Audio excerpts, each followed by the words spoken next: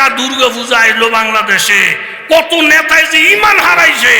মুসলমান নেতা হইয়া দুর্গা পূজার মধ্যে একবারে স্বাগতম জানাইয়া, মুসলমানের বাচ্চা হইয়া দুর্গা পূজার মধ্যে গিয়া গিয়া এক গীতা পর্যন্ত ভাত করে, আর কথাবার্তায় যা বুঝাইতে চায় আমগো হিন্দু ধর্ম যা, আমগো মুসলমান ধর্ম তা, মোহাম্মদুর রাসূলুল্লাহ যা, রামকৃষ্ণ তা। ওই হারামের বাচ্চাদের একটারও ইমান নাই, একটারও ইমান নাই, একটারও ইমান নাই। কথা জোরে বলেন ঠিক কিনা? বাসানের মালিক, ইজ্জতের মালিক, জোরে বলেন কে? আরো জোরে বলেন কে? মাশাআল্লাহ, ইমান মজবুত। এ হাতিরে পাহারাদার বানাইছে কেডায়? বাদশায়। কথা কর, কেডায়? মশার রাগ উঠে গেছে মাসির, তো ওর বন্ধা শক্তি দেখিয়া তারে খাতিল মারাইছ। তার কি ইমান আছে? তার কি এই আলেম আছে? তার কি আল্লাহ জিগির আছে? শুধু শক্তি না, আমাদের একটা ফির আছিল, মরছে, ওই যে দেওয়ানবাগের ফির। আগ্গো মাগ্গো মা, তারে আমি সরাসরি দেখি নাই, ছবিটা দেখছি। আমার মনে হয় 30 মন হইব ওজন।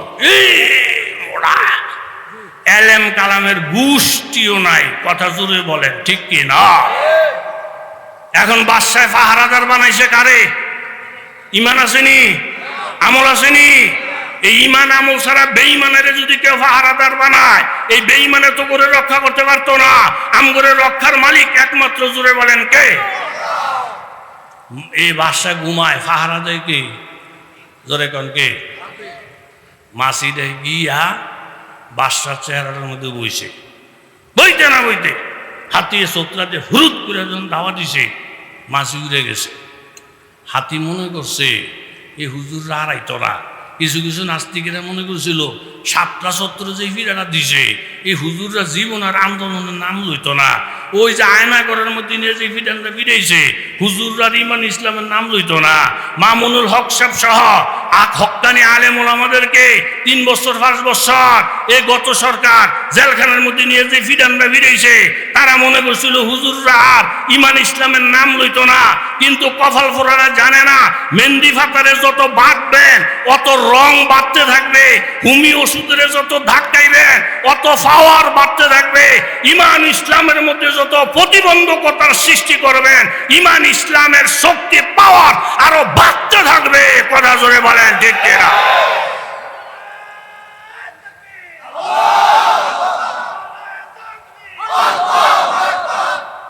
মাশাআল্লাহ, ইমান আরো মজবুত করে দাও, জোরে বলেন। আরে দাওয়া দিছে, মাসি এ করছে। হাতি মনে করছে জীবনে বোধ আর কথা কর না, আর আইত। দ্বিতীয়বার আবার গিয়ে মাসি বাদশার চেহারা বইছে, বইতে না বইতে হাতি চোতরা দিয়ে আবার লাড়া দিছে, মাসি উড়ে গেছে। তৃতীয়বার হাতির রাগ উঠতে গেছে। এ দূরা মুন্সি, মুন্সি করে কি আপনি দুর্বল মনে করেন? যার ভিতরে এলেম আছে, আমল আছে, এরা দুর্বল না। এরা দুর্বল হইতে পারে, কিন্তু যারে ডাকে উনি দুর্বল না। কথা জোরে বলেন ঠিক কিনা? হযরত মূসা আলাইহিস সালাম فقالت امرأة فرعون قرة عين لي ولك لا تقتلوه عسى أن ينفعنا أو نتخذه ولدا। মূসা আলাইহিস সালাম যখন ফেরাউনের বাড়ির মধ্যে গিয়ে উঠলেন, মূসা আলাইহিস সালামকে এক নজর দেখিয়া আসিয়া বললেন, এত সুন্দর বাচ্চা, আমার চোখ ঠান্ডা হইয়া গেছে। ও ফেরাউন, তোর চোখ ঠান্ডা হইয়া যাবে। লা তাকতুলুহু, এই বাচ্চা হত্যা করা যাবে না। আও নাত্তাখিযাহু ওয়ালাদা, আমরা তারে সন্তান বানিয়ে নিব। একেবারে সংক্ষেপ কথা বাবা, মূসা আলাইহিস সালামের আম্মা ওই বাচ্চাটারে দুধ খাওয়ায়, আর দুধের বিল দেয় ফেরাউন। আমার আল্লাহ চোখের মধ্যে আঙ্গুল দিয়ে দেখাইয়া দিলেন, যেই মূসাকে হত্যা করার প্ল্যান তুই করছিলি, ওই মূসা তোর বাড়িতে লালিত পালিত হয়, আর কান্দা দইরা তোর হাত দিয়ে আমি দুধের বিল দেওয়াই। এই কাম যে করতে পারে ওনার নাম আল্লাহ। জোরে বলেন ঠিক কিনা? মূসা আলাইহিস সালাম মাত্র একমাত্র পয়গম্বর যিনি আজরাইলকে পর্যন্ত থাপ্পড় মারছিলেন। কোন নবীর আজরাইল ফিরায় নাই। আজরাইলের নাম শুনলে মানুষ কেন করে দেয়, কিন্তু মূসা নবীর ঘরে আজরাইল। আজরাইল জিজ্ঞাসা করে, বাবা তুমি কে? বলে আমি আজরাইল। কির জন্য আসছো? রূহ কবজের জন্য আসছো। মূসা নবী বলেন, কথা না বার্তা না, সালাম না কালাম না, তুমি আমার রূহ কবজ করার জন্য ঢুকলা, পারমিশনও চাইলা না। ফাসসাক্তাহু, বুখারী শরীফের riwayat। মূসা নবী থাপ্পড় মারলেন, আজরাইল চোখ নষ্ট হয়ে যায়। আল্লাহর কাছে গিয়ে বললেন, আজরাইল দুনিয়াতে মানুষ দেখছি, এরকম সাহসী মানুষ জীবনেও দেখি নাই। জোরে বলেন ঠিক কিনা? এরকম দুধ খাওয়ায় ঠিক, কিন্তু ফেরাউন ভিতরে ভিতরে মূসা নবীরে ভালোবাসে না। আসি একদিন বলতেছে, এই ফেরাউনের বাচ্চা, কাল দুধের বিল দিলে সারবো, পোলাটার একটা দিন করলে লইলা না। আসি আর ঠেলাই বইরা ফেরাউন করলে লইছে কারে? ঘুমাইয়ে গেছেন না আপনারা? মূসা সালামের করলে লইয়া কয় কি, মাগু এটার গালে দিয়া ঘি ঘি বাইয়া পড়ে, এটা কেমন সুন্দর দেখা যায়। হুজুরগো সুন্দর দেখলে কারো যদি কলিজাতে আগুন লাগে, বাপ মায় সুন্দর চলতে পারে, এটা দেখলে যদি জিফুতের কলিজা আগুন লাগে, আলেম ওলামা সুন্দর চলে, এটা দেখে যদি কোনো মুসলমানের কলিজা আগুন লাগে, সে ফেরাউনের নাতিভূতি। কথা জোরে বলেন ঠিক কিনা? কত সুন্দর দেখা যায় হৃদয়ে, কেমন রহে। এই কইয়া কইয়া গালের মধ্যে টিপ দেয়, এহেন এক সিমটা দেয়, হেন একটা খোঁচা দেয়। মূসা আলাইহিস সালাম কই, এই মুনাফেক জিনিসটা বড় খারাপ, আমারে যদি জুত না লাগে আমারে ভালাই তো, যার মায়া লাগে হে করলে লইব। তুই করল লওনের শুরুর দইরা খোঁচাখুচি করবি, মুসলমান নাম দিয়ে ইসলামের বিরুদ্ধে কথা বলবি, সামরাও থাকতো না। কথা বলেন ঠিক কিনা? হিন্দু ধর্ম ভালো লাগে, যাও বা হিন্দু ধর্মে। খ্রিস্টান ভালো লাগে, চলে যাও। লা ইকরাহা ফিদ্দীন, আমরা কারোর তেল মাখামাখি করবো না। কিন্তু হাজী সাহেবের নাতি হইয়া, গাজী সাহেবের ছেলে হইয়া, মুসলমানের নেতা হইয়া, ঈদগাহের মধ্যে বক্তৃতা দিয়া, মুসলমানের লিস্টিতে নাম দিয়া, গরুর গোশত খাইয়া ইসলামের বিরুদ্ধে কথা বলবা, মুনাফিকের বাচ্চা। ঈদের সামরাও রাখবে না এই দেশের মানুষ। কথা জোরে বলেন ঠিক কিনা? মূসা আলাইহিস সালাম কয়, দুধ না লাগলে ভালাই তো করলে লইছ খোঁচাখুচি খোঁচাখুচি, ইতান আমার পছন্দ আলা। আর একটা খোঁচা মাইরা দেখ, ফেরাউন টেরাউন মানতাম না। তৃতীয়বার যখন খোঁচাটা দিছেও, মূসা আলাইহিস সালাম কোলের মধ্যে থাইকা ঠাস করে সর দিয়ে বসে কারে? ফেরাউন না। সরটা খাইয়া একটা দৌড় দিয়ে কয়, আসিয়া তাড়াতাড়ি করে অ্যাম্বুলেন্সের খবর দাও, ডাক্তার কবিরাজের খবর দাও, আমার দাঁতগুলা সব আলাদা হয়ে গেছে, দুনিয়াটা শুধু অন্ধকার দেখতেছি, আমি মনে হয় বাঁচবো না। আসিয়া জিজ্ঞাসা করে, সমস্যা কি? কয়, আমারে থাপ্পড় মারছি। কে থাপ্পড় মারছে? কয়, তোমার আদরের বাচ্চা। আসিয়া বলেন, তুমি মানুষও না, মানুষের জাতো না। এমন একটা ছোট বাচ্চায় যদি থাপ্পড় দেয়, এই ছোট বাচ্চা আর সারাদিন হাত লড়াছাড়া করে, এই ছোট হাতের থাপ্পড়ে তোমার কি হয়? ফেরাউন ডাকতে বলে, আসিয়া গো, থাপ্পড় আমি গেছি আমি জানি, মানুষটা যদিও ছোট, হাতটা যদিও ছোট, কিন্তু ছোট হুজুর যে পাওয়ার কত, আল্লাহ ওয়ালাদের যে পাওয়ার কত, থাপ্পড়টা দেওয়ার সাথে সাথে আমার কাছে যা অনুমান হয়েছে, মানুষটা ছোট হইতে পারে, হাতটা ছোট হইতে পারে, থাপ্পড়ের পাওয়ারে আমি বুঝতে পারছি এই ছোট হাতের সাথে নিশ্চয়ই একটা বড় হাত জড়িত আছে। জোরে কান সুবহানাল্লাহ। ইয়াদুল্লাহি ফাওকা আইদিকুম, আল্লাহওয়ালাদের হাতের সাথে আল্লাহর হাত, মুমিনের হাতের সাথে আল্লাহর হাত। কাজে কোনো আল্লাহওয়ালাদেরকে অপমান করার চেষ্টা করো না। মঈনুদ্দিন চিশতি আজমিরি রহমতুল্লাহ আলাইহ কলমার দাওয়াতের কারণে পুরা ভারতের মধ্যে যখন ইমানের পতাকা ফট ফট ফট ফট কইরা উড্ডীন হওয়া আরম্ভ করছে, মুসলমানের বিরোধী যারা, তারা এটা সহ্য করে না। কিভাবে মঈনুদ্দিন চিশতিরে অপমান করা যায়, কিভাবে ওনার ইজ্জত নষ্ট করা যায়, খোঁজখবর লইয়া জানছে বাবা। রাত্র যখন গভীর হইয়া যায়, সব মানুষ যখন ঘুমের বিছানায় বিভোর হইয়া যায়, তখন মঈনুদ্দিন চিশতি আলাদা একটা রুমের মধ্যে একা একা ইবাদত বন্দেগী করেন। তাতাজাফা জুনুবুহুম আনিল মাদাজি ইয়াদউনা রাব্বাহুম খাউফান ওয়া তামা। ওয়া মিম্মা রাযাকনাহুম ইউনফিকুন। রাত্র গভীর হয়ে গেলে মঈনুদ্দিন চিশতি এক এক আল্লাহর ডাকে, আসবে রুচু গোরে কাফের পুরো হালাল, আসবে রুচু গোরে কাফের পুরো হালাল, ওয়ানদুরু কাহরি খুদায়ে আযজাল। আয় কি দর কুঞ্জ মসজিদ মস্তশাদ, ও দিগার দর বাগে তর সুনা মুরাদ। আয় কে দর কুঞ্জ মসজিদ মস্তশাদ, ও দিগার দর বাগে তর সুনা মুরাদ। নামে উঁচু বরজবানাম মিরাওয়াত, হারবুনি মো আজ আসল জু এশাওয়াত। তখন হিন্দু ঠাকুরেরা বেঈমানেরা পরামর্শ করছে, যেই টাইমে মঈনুদ্দিন একা একা থাকবে এই টাইমে একজন সুন্দরী রমণীকে মঈনুদ্দিন চিশতির ঘরে ঢুকাইয়া দেব। আমরা ষড়যন্ত্রের জাল বুন্না রাখবো চতুর্দিকে গিরাও দিয়া। মেয়েটা যখন ভিতরে যাবে আমরা চিৎকার দিয়া ওনাকে অপমান করব। এই গভীর রাত্রে নারী নিয়ে মঈনুদ্দিন খেলা করে। আসলে বাবা আমি জানতে চাই, ইজ্জত হেফাজতের মালিক জোরে বলেন কেডা? হেফাজতের ইজ্জতের মালিক জোরে বলেন কে? আল্লাহ। মঈনুদ্দিন চিশতি যখন গভীর রাত্রে জিকির আরম্ভ করছে, দুনিয়াদারের কোনো খেয়াল আসেনি। কথা কন্যা খেয়াল আসেনি, কোনো খেয়াল নাই। ওই দুশ্মনেরা সাজাইয়া ফরায় সুন্দরী মেয়েটারে যখন ভিতরে ঢুকে রাখছে, এই ভিতরে ঢুকা ওই মেয়ে লোকটা চিশতি রহমতুল্লাহ আলাইহি জিকির আজকার দেখা, এরকম কান্নাকারি দেখা তার কলিজায় সাহস হয় না। এমন একটা নিষ্পাপ মানুষের বিরুদ্ধে আমি কেমনে বদনাম উঠামো? আমারে যত লক্ষ টাকা দেখ না কেন সাহস পায় না, চুপ করে বসে বসে মঈনুদ্দিন চিশতি জিকিরের মধ্যে গেছে, ইবাদতের মধ্যে গেছে। কোথায় কে বসে রইছে? একমাত্র মাবুদ সারা দুনিয়াতে কাউকে দেখে না। জোরে কান সুবহানাল্লাহ।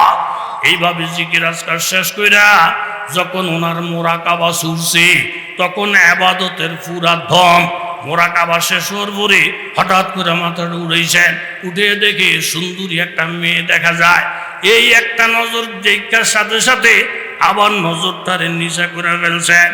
তাইলে ইবাদতের মুহূর্তে আল্লাহ বলার একটা নজর সুন্দরী নারীর উপরে পড়ছে। অনিচ্ছাকৃতভাবে নজরে ফুজাত, এই যে একটা নজর দিয়ে যখন চেহারাটা নিচের দিকে লামাইয়া লাইছে, একটা নজরে কাজ হয়ে গেছে। মেয়ে লোকটার ভিতরে একটা ভয় ঢুকে গেছে। সারাটা রাত্র যারা ইবাদত করতে দেখলাম, আমি তার বিরুদ্ধে কেমনে অপবাদ দিই। সাথে সাথে মেয়েটা বাহির হয়ে গেছে, গিয়া বলতেছে যত লক্ষ্য দিবেন আমি ওনার বিরুদ্ধে অপবাদ দিতে পারবো না। ওনার মতন ভালো লোক আমি জমিনে দেখি না। কিতাবের মধ্যে লেখছে বাবা, একজন আল্লাহওয়ালার নজর ওই যুবতী মেয়ের উপরে পড়ার সাথে সাথে পরবর্তীতে মেয়েটা কলমা পড়া 30 পারা কোরআনের হাফেজ হয়ে গেছে। জয় বলে সুবহানাল্লাহ। এই পর্যন্ত ইসলাম নিয়া মস্তামস্তি কম করে নাই, কিন্তু কেউ টিকতে পারে নাই। যারাই অপমান করার চেষ্টা করছেন তারাই অপমানিত হয়ে গেছে। কথা জোরে বলেন ঠিক কিনা? খাজা গোলাম হাসান রহমতুল্লাহ আলাইহি ভারতের বহুত বড় আল্লাহওয়ালা, যেই গল্লি দিয়ে যাইতেন ওনারে দেখলেই মানুষ কলমা পড়ে, দেখলেই মানুষ কলমা পড়ে। এক পর্যায়ে ওই ভারতের জমিদারেরা ওনার বিরুদ্ধে লেগে গেল, কিভাবে খাজা গোলাম হাসানকে ধ্বংস করা যায়। মামলা দিছেন। খাজা গোলাম হাসান জোর করে কইরা হিন্দুদেরকে কলমা পড়ায়, জোর করে করে মুসলমান বানায়। মামলার এজাহার যখন হইছে, জজ ওনাকে ডাকছেন।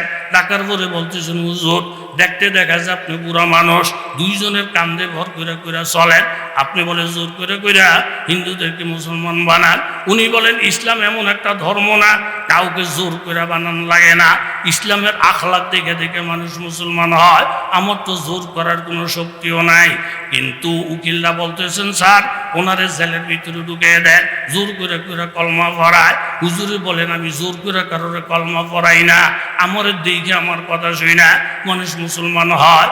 জজ যখন মানে না ইসলামের যে একটা আলাদা পাওয়ার আছে, খাজা গোলাম হাসান সাহেব একজন বড় হিন্দু, এরকম ভাবে উনি হইলেন এরকম উকিল, উনি হইলেন বড় এরকম ভাবে উনি অনেক বড় একজন ব্যারিস্টার। খাজা গোলাম হাসান সাহেব জজ সাহেবরে ডাক দিয়ে বলেন, জজ সাহেব, ইসলামের আলাদা একটা পাওয়ার আছে। এই যে আপনার পুরাতন একজন ব্যারিস্টার, আমি কি বলছি ওনারে কলমা পড়ে মুসলমান হওয়ার জন্য, এই বইলা যে নজরটা দিছে তাকাইছে, সাথে সাথে ব্যারিস্টার কলমা পড়ে মুসলমান হয়ে গেছে। আর একজন উকিলের দিকে তাকাইছেন, ও জজ সাহেব, এই যে একজন উকিল, দীর্ঘদিনের পুরাতন উকিল, আমি কি ওনারে বলছি ওনারে কলমা পড়ে মুসলমান হইতে, এই যে তাওয়াজ্জুটা দিছে উনিও কলমা পড়ে মুসলমান হয়ে গেছে। এরম 4 জনের দিকে তাওয়াজ্জু দিছে খাজা গোলাম হাসান। 4 জন হিন্দু যখন কলমা পড়ে মুসলমান হয়ে যায়, জজ সাহেব চেয়ারের থেকে একটা লাফ দিয়া রুমের ভিতরে ঢুইয়া জানালাটা খুইলা তাদেরকে হুকুম করলেন, আমি জজে ফয়সালা দিলাম, খাজা গোলাম হাসান বেকসুর খালাস। ইসলাম জোর করে মানুষের কলমা পড়ায় না। উকিলেরা জিজ্ঞাসা করে, স্যার এই কথাটা তো আপনি চেয়ারে বসেই বলতে পারতেন, দূর দিয়ে ফলাইয়া গেলেন কেন? বলে, আমি দূরের থেকে নজর করে দেখছি খাজা গোলাম হাসানের চেহারার মধ্যে এমন একটা নূর ঝলমল করে জ্বলতাছে, উনি যদি আমার দিকেও নজর করত, আমারে তোমরা কেউ ঠেকাইয়া রাখতে পারত না। এইটাই তো বাবা আল্লাহ তাআলার কথা। হেদায়েতের মালিক আল্লাহ। আলেম ওলামার দিলের ভিতরে, মা বাবার দিলের ভিতরে, আল্লাহ ওয়ালাদের ভিতরে আল্লাহ যে পাওয়ারটা দিয়েছেন, এটারে ঠেকানোর শক্তি পৃথিবীর কারো নাই। জোরে বলেন ঠিক কিনা? ঠেকাইতে যাইবা তুমি ধ্বংস হইয়া যাইবা, কিন্তু ঠেকাইতে পারবা না, পারবা না, পারবা না। জোরে বলেন ঠিক কিনা? এখন 2 বার ওই যে কথাটা বলতেছিলাম, মূসা আলাইহিস সালাতু ওয়াস সালাম যে থাপ্পড় দিয়েছেন ফেরাউন সহ্য করতে পারে নাই, এটা মূসা নবীর হাত ব্যবহার হয়েছে, কিন্তু শক্তিটা যোগাইয়ে দিয়েছেন। জোরে বলেন কে? আরো জোরে বলেন কে? আল্লাহু আকবার। 2 বার ধাওয়া দিছে মাসি, কইছে যে আর মাসি আইতো না। এইবার হাতির উঠছে জিদ, এ দূরেটা মাসি 2 বার ধাওয়া দিছে, কত বড় কলজা। এইবার যদি আইয়ে মাসি সিধা করব, মাসিরে সিধা করার লিগা 500 মন ওজনের একটা হাতথর হাতিয়ে সোত্রা দিয়ে ফেসাইয়া রেডি করে তুইছে। কারে মারতো? কথা কন, কারে মারতো? আমরা তো বুঝের মানুষ। বুখারী শরীফের মধ্যে একটা বাব আছে যে বাবুন ইন্নাল্লাহা ইউআইয়িদুদ্দীনা বির রাজুলিল ফাজির। মুসলমান যদি মুসলমানের পিছনে আগে না আসে, তাহলে গুনাহগার বন্দা দিয়া, বিজাতি দিয়া আল্লাহ মুসলমানদের হেফাজত করবো। জোরে কন সুবহানাল্লাহ। আপনি যদি জুট না লাগে, আরেক দল দিয়ে আল্লাহ তাআলা আলেমদের সাহায্য করবে। আপনি যদি ওয়াজ মাহফিলের দিকে আগে না আসেন, মাদ্রাসার দিকে আগে না আসেন, আপনারা বাদ দিয়া আরেক দল দিয়ে আল্লাহ তাআলা সাহায্য করবে। এই শক্তি আমার আল্লাহ পাকের আছে না নাই? এই যে ফিলিস্তিন গাজার মুসলমানদের দিকে তাকাইয়া দেখেন, আশেপাশের বড় বড় হোমরা সোমরারা, মুসলমান মিডিল ইস্টের বড় বড় শেখেরা এরকম আরাম আয়েশের মধ্যে থাইকা যেই পরিমাণ আগে আসার কথা ছিল ফিলিস্তিনের পক্ষে, এই পরিমাণ আগে আসে নাই। অথচ 50টার উপরের রাষ্ট্র যারা অরিজিনাল খ্রিস্টান, অন্য ধর্মের লোক, তারা মুসলমানদের জন্য জাবাই আসে। কথা জোরে বলেন ঠিক কি না? বাতিল দিয়া খতম করে বাতিলেরই এই শক্তি আল্লাহ পাকের আসেনি? কথা কন, আসেনি? বেডি নেককার ফরেজগার আল্লাহওয়ালা, স্বামী বিদেশ। কথা কন, স্বামী কই? বিদেশ। রাত গভীর আবাদত বন্দী করে এর মধ্যে ঘরে ঢুকছে চোর। চোর ঢুকে দেখে মাগো বেডি আল্লাহ বিল্লাহ করতে আসে। চোরে কয় বেডি আল্লাহ আল্লাহ করুক, আমগো বেডির দরকার না। দরকার কি এর? মালের। তো চোরে বেডির দিকে খেয়াল না করিয়া ওই রুমের মধ্যে গেছে মালের লিগা, ইয়াতে মাল নাই। এরপরে রুমও গেছে, দেহানো কোনো মাল নাই। 3য় রুমটার মধ্যে যখন গেছে, পিছিয়ে ঢুকছে ডাহাইত। ডাহাইতে ঢুকতে দেখে এক বেডি আল্লাহ আল্লাহ করতে আসে। ডাহাইতের সর্দার থোক, বেডি আল্লাহ আল্লাহ করে করুক, বেডির ধরিস না। এই বাড়ির মালিক যে বেড়া, এই বেড়াটা কই তারে বিষয়ে বার কর। এখন চোরে ডাহাইতে বিচারতেছে কারে? বাড়িওয়ালারে। কথা কন, কারে? বাড়িওয়ালারে বিচারতে প্রথম রুমও ভাই না, 2য় রুমও ভাই না, 3য় রুমের মধ্যে গিয়া ভাইছে বাড়িওয়ালারে। আমরা করে জিজ্ঞাসা করি, যারে ভাইছে তে বাড়িওয়ালা নি না চোর? ফাই এই প্রথম ফিটাটা দিয়া কাট করে লেছে, এই চাবি দে। আলমারির চাবি দে, স্বর্ণ দে, টেয়া পয়সা দে। এত করে দেখেন আল্লাহর কসম চাবিও নাই, স্বর্ণও নাই, টেয়া পয়সা নাই। ডাহাইতে সর্দার কয় সিধা আঙ্গুলে ঘি খাইতো না, ফিডা বাড়াইয়া দে, হাসা কথা কয় না, দিছে আরো কষাইয়া। যতই ফিডায় দেখো চাবিও নাই, টেহাও নাই, স্বর্ণও নাই। বেরিয়ে চিন্তা করে দেখলো এত ফিডা খাইয়া নাই নেই যদি করে আর বেটারা যদি সাইরা দেয় তো দিতে ভার হয়ে যাইব। সব কেবল আপনার রাশি এমডিকে করব, সব কেবল অন্য মাসে তৈরি করে দিব। আমগো কোনো হক আছে না নাই? বেরিকে আমার আল্লাহ সাহায্য করছে, আমারও তো কিছু হক আছে। বেরিয়ে আস্তে আস্তে করছি কি ঘুমটাটা সরাইয়া কাছাকাছি গিয়া ডাক দেখো, এই বেড়ার আপনার কাছে চাবি চায়, টেহা চায়, স্বর্ণ চায়, আপনি দিয়ে না দিবে। জীবনে বাচ্চা থাকলে চাবি ভাইতেন না, জীবনে বাচ্চা থাকলে স্বর্ণ ভাইতেন না, জীবনে বাচ্চা থাকলে টাকা ভাইতেন না। এই বেরিজন এক কথা বলে দিছে, এই আস্তে আস্তে এই এক কথা বলে দেওয়ার কারণে এগো বুঝ হয়ে গেছে সব কিছুতে। চুকারে বেফজুলে মান বরায়াত, চুকারে বেফজুলে মান বরায়াত, মোরা দরওয়ায় সকন গোফতান নশায়াত। अगर बीनम के ना बीना वो चाहास, अगर खामोश बना शीनम गुनास। একে একে দুইবার ধাওয়া দিয়া এখন হাতির শরীরের মধ্যে রাগ উঠে গেছে। এই মাছিটারে মারার জন্য বাজার 500 মন ওজনের একটা পাথরেরই হাতি সোত্রা দিয়ে ফেসাইয়া রাখছে। উদ্দেশ্য হইল এই, এখন যদি মাছিরা আসে এই পাথরের আঘাত দিয়া মাছিরি শেষ করে দিব। ইহুদি বলেন, নাসারা বলেন, এরকম বিজাতিরা বলেন, মুসলমানদেরকে ধ্বংস করার জন্য বড় বড় অস্ত্র আবিষ্কার করছে, বড় বড় অ্যাটম বোম আবিষ্কার করছে। ঠিক 500 মন ওজনের এরকম ভাবে পাথরটা দিয়া হাতি যখন সূত্রটা ফেসাইয়া রেডি করে রাখছে, এর মধ্যেই মাছি গিয়া বাদশার চেহারাটার মধ্যে বসে। বাদশার চেহারাটায় বসার সাথে সাথে হাতি এক তো রাগ, আবার পাথরের ওজন কয় মন? কথা কন, কয় মন?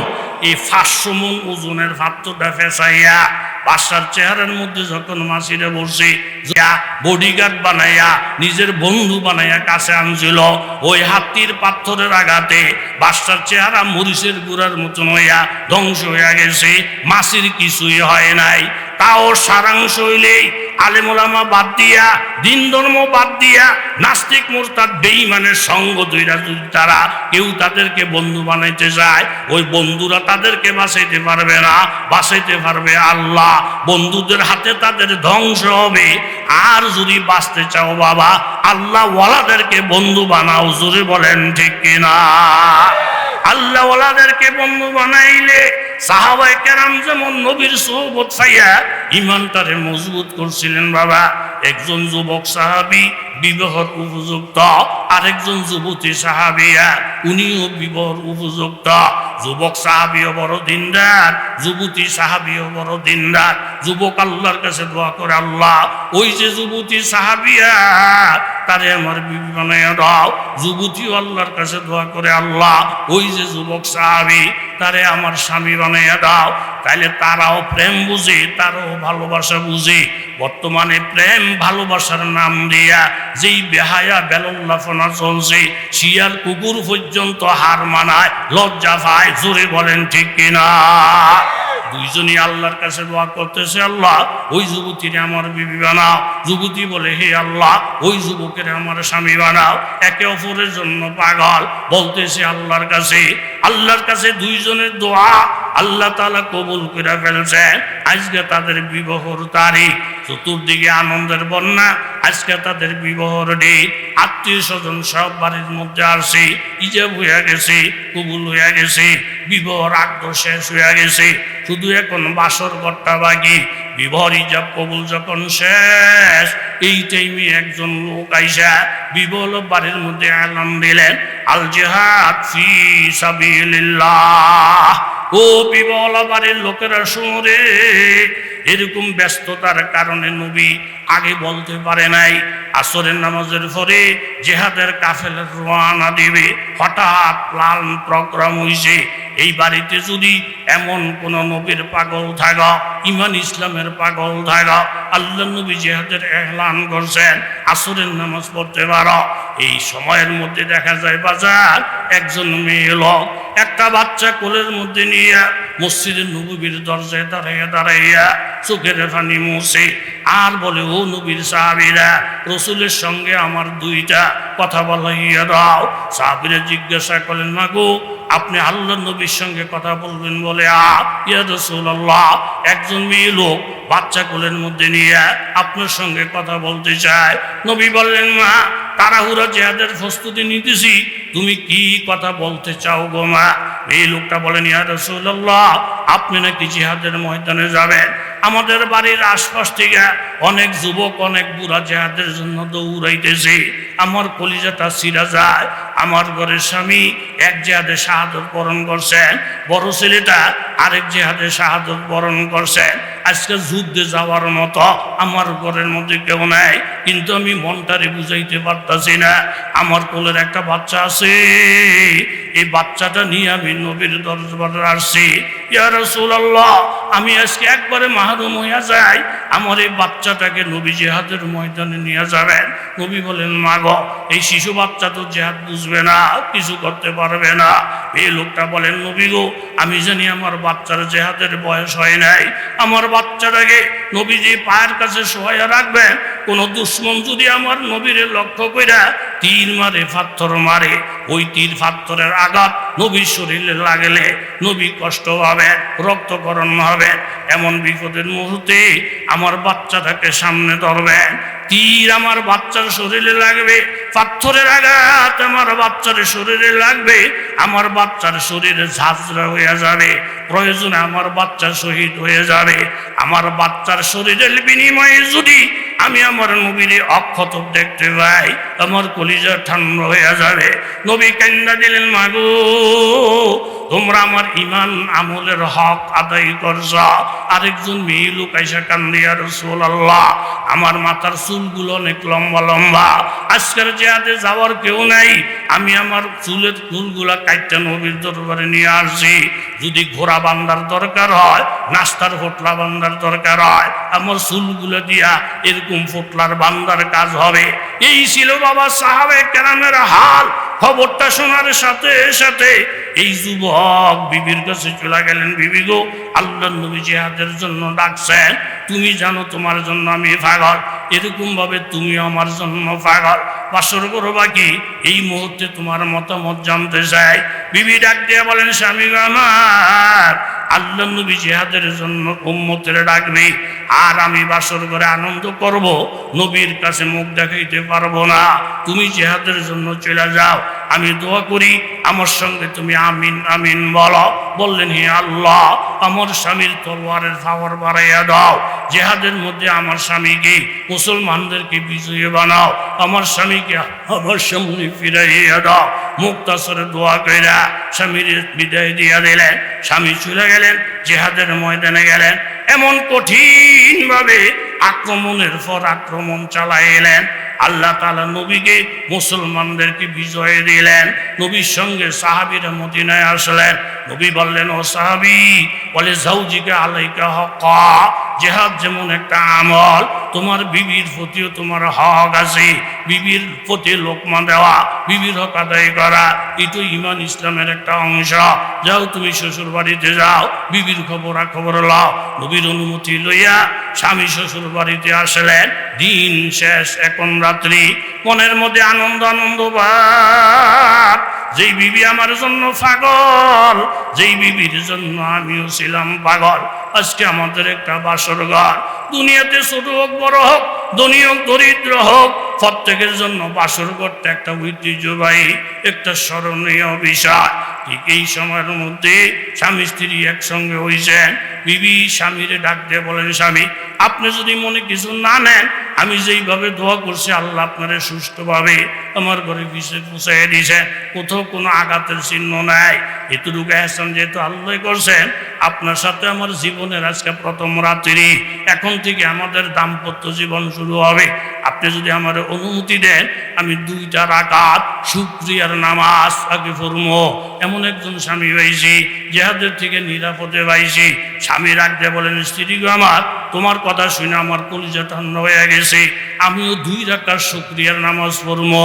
এরপরে আমাদের দাম্পত্য জীবন আজকে রাত্রে থেকে আরম্ভ হবে। তবে তোমার কাছে একটা অনুরোধ, নামাজ যে পড়বা বেশি লম্বা সূরা দিয়ে পড়ো না, রুকু সিজদা বেশি লম্বা করো না। তুমি যদি লম্বা নামাজ পড়ো গো বিবি, আমি সহ্য করতে পারবো না, তোমার জন্য পাগল। আমিও যে নামাজটা পড়বো ছোট ছোট সূরা দিয়ে পড়বো, লম্বা করলে তুমিও সহ্য করতে পারবা না, কারণ তুমিও আমার জন্য পাগল। 2 জনের মধ্যে কথাবার্তা চূড়ান্ত হয়ে গেছে বাজার। ওই রুমের মধ্যে বিবি নামাজে দাঁড়াইয়া গেছে, এই রুমের মধ্যে স্বামী নামাজে দাঁড়াইয়া গেছে। নামাজে দাঁড়াইয়া যখন বাজার সূরা কেরাত আরম্ভ কইরা মাবুদের প্রেমের মধ্যে পড়ছে, মাবুদের এশকের মধ্যে যখন পড়া গেছে, আমাদের মজা পাইয়া লম্বা তেলাওয়াত শুরু হয়ে গেছে। রুকুর মধ্যে থেকে যখন সিজদায় গেছে, স্বামী যখন সিজদায় গেছে, স্বামী সিজদায় গিয়া শোনে মসজিদে নববীর থেকে ফজরের আজান শোনা যায়। জোরে বল সুবহান। तक़सीम किया हर चीज को कसम अज़ल ने, तक़सीम किया हर चीज को कसम अज़ल ने, जिस शाय के लिए जो चीज काबिल नजर आया, बुलबुल को दिया ना लहू परवाना को जलना, गम हमको दिया सबसे जो मुश्किल नजर आया, जुल्फों को जरा खोल दो बुर्का को हटा दो, मुद्दत से पेरिशा दिले मुस्तर है हमारा, उम्मत में तुम्हारी है गुलामों में तुम्हारा, तकदीर हमारी है मुकद्दर है हमारा, उल्फत है ना औलाद से ना माल नजर से, समझो हो आजीज आपको दिल जन वो जगर से। ফজরের আজানটা শুই না স্বামী পেরেশান হয়ে গেছে। আল্লাহ, তোমার প্রেমের মধ্যে বইরা নামাজের মজা পাইয়া 2 রাকাত নামাজের রাত্রিটা কোন দিয়া চলে গেল, আমি তো টেরো পাইলাম না। আমার বিবি না জানি কত কষ্ট পাইছে, বারবারাই আমার দিকে তাকাইছে, দেখে আমি নামাজে, আমারে ডাক দেয় নাই। বিবি না জানি কত পেরেশান হয়েছে, কত বকা আমারে বকছে। এইভাবে নিজে নিজে চিন্তা ভাবনা কইরা চোখের পানিগুলা মুচ্ছা আস্তে আস্তে বিবির রুমে গেছে। বাবা বিবির রুমে গিয়া দেখে বিবির নামাজ এখনো শেষ হয় নাই, ওনারে সিজদার হালাতে দেখা যায়। জোরে বলেন আল্লাহু আকবার। ডাক দিয়ে বলেন, বিবি আমার সিজদার থেকে মাথা উঠাও, আল্লাহর কসম মসজিদ থেকে ফজরের আজান শোনা যায়। বিবি তাড়াতাড়ি নামাজ শেষ করে লজ্জিত হয়ে গেলেন। আল্লাহ গো, স্বামীর কাছে কেমনে মুখটা দেখামো গো আল্লাহ। এই সিজদার মজা পাইয়া, রুকুর মজা পাইয়া স্বামীর কথা মনে নাই, বাসর ঘরের কথা মনে নাই। চোখের পানি মুচ্ছা স্বামীর কাছে যখন মাপ চাইতে গেছে, স্বামী ডাক দিয়ে বলেন, বিবি আল্লাহর কসম, যেই মাবুদের প্রেমে পইরা নামাজের মজা পাইয়া, রুকু সিজদার মজা পাইয়া স্বামীর কথা মনে নাই, বাসর ঘরের কথা মনে নাই, এমন বিবি তো আমি চাইছিলাম। তুমি যেরকম মাবুদের প্রেমে পইরা আমার কথা মনে নাই, আমিও তো মাবুদের প্রেমে পইরা তোমার কথা মনে নাই। এটাই তো মাবুদে কোরআনে বলেন, আল খাবিসাত লিল খাবিসিনা ওয়াল খাবিসুন আত-তাইয়িবাত লিত-তাইয়িবিনা ওয়াত-তাইয়িবুন। নেককার স্বামীর জন্য নেককার বিবি, আবার বদকারের জন্য বদকার। এটা তাদের জন্য নসিব হইছে একমাত্র আল্লাহর নবীর সোহবতের কারণে। জোরে বলেন ঠিক কিনা? এই জন্য আলেম ওলামার সোহবত, আলেম ওলামার প্রয়োজনীয়তা আছে না নাই? কথা বলেন, আছে না নাই? এই যে হিলফুল ফুজুল, মাশাআল্লাহ অনেক বড় সংগঠন, আমিকের কলিজা ঠান্ডা হয়ে গেছে। তারা মাওলানা হুজাইফি সাহেবকে দাওয়াত করছে, মাওলানা রেজাউল করিম আবরার সাহেবকে দাওয়াত করছে, সাথে আমাদের দাওয়াত করছে। এরপরে রাশিদুল ইসলাম রহমতপুরি। এক একজন বক্তা এক এক মাহফিলের জন্য একজনই থাকে। এখানে ভালো ভালো বক্তা ওনারা মিলেছেন। আপনি রেজাউল করিম আবরার সাহেবরে কইলে কি ভাবা যায়, এরকম বড় বড় বক্তা আনছেন। এই জন্য তারা যে মেহনত করছে আল্লাহ তাআলা তাদের মেহনতের কবুল মঞ্জুর করুক, জোরে বলেন আমিন। অনেক লম্বা বয়ান হয়ে গেছে, রহমতপুরি সাহেব আসেন, আর রেজল করিম আবরুর সাহেব হুজুর এই এনে লল্লকে রে বাকি না একটু কথাটা আমার মনের কথাটা অন্য লক। কিন্তু আফসোস লাগে কি কিছু কিছু মানুষকে হুজুর আগে হুজুরকে খুব দরকার আছিল হাসানি কহা এখন হুজুরে এখন হুজুর টুজুর না হইলে চলে।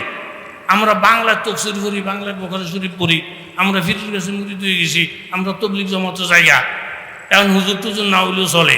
এই খাইচত্তর কিছু লোক সমাজে এই জোরে বলেন আসে না নাই, দাওয়াত খেতে গেছে গিয়া বেআইনে মুরগি ভাগ করছে, তারপরে গরু খাসি এটি খাইয়া ঠাইয়া তে বেড়া মেয়ে লোকটারে জিগায় বেআইন আপনি যে মুরগি ভাগ করছেন এটা কি দেশি না ফার্মের? কয়টা দেশি মুরগি 1000 টাকা দিয়ে আনছি। বেআইয়ে কয় আমরা তো বেরি মানুষ, জ্ঞান বুদ্ধি কম, আমি মুরগি ভাগ করছেন আলু দিয়া, আমি মুরগির গোস্তও খাইছি, আলুটাও খাইছি, ঝোলটাও খাইছি। খাইয়া দেখলাম আলুটার মধ্যে দুনিয়ায় স্বাদ, ঝোলটা আরো স্বাদ। এরুম্মা আলু দিয়া ঝোল দিয়া দুনিয়ার ভাত খাওয়ান যায়। আপনি মুরগিটা কিনছেন একেবারে ভাব, এ মুরগির কোনো তরকারি আসলো। বেআইনে কয় আস্তা ছাগলে না, আলুর মজা ভাইয়া মুরগির কথা বুঝলে গেলেন, হ্যাঁ জোলের মজা ভাইয়া মুরগির কথা বুঝলে গেছেন। আপনি 2 দিন কুতুর তবলিগে জমাতে গিয়া হুজুর করে বুইরা আঙ্গুল দেখান, 2 দিন বোখারি শরীফ বাংলা ফয়রা হুজুর করে বুইরা আঙ্গুল দেখান, 2 দিন কুতুর টুন্নুর টুন্নুর কইরা হুজুর করে বুইরা আঙ্গুল দেখান। এই বেড়া কপাল ভরা, জোলের মধ্যে মজা কথা ঠিক, আলুর মধ্যে মজা এটাও কথা ঠিক। ওই জোলের মধ্যে মজা থাকবো, ওই আলুর মধ্যে মজা থাকবো যেই জোল যেই আলু মুরগির সাথে সম্পর্ক রাখে, যেই তবলিগের সাথে আলেমের সম্পর্ক, যেই ফির মুরিদের সাথে আলেমের সম্পর্ক, ওই তবলিগের মধ্যে মজা, ওই ফির মুরিদের মধ্যে মজা। আর যেই দলের সাথে আলেম নাই, শুধু মুরগি শুধু ঝোলের মধ্যে শুধু আলুর মধ্যে যেমন মজা নাই, আলেম সারা দিনের যেই কোনো কাজ করবেন ওই কাজের মধ্যে কোনো রূহ নাই, কোনো বরকত নাই। কথা জোরে বলেন ঠিক কিনা?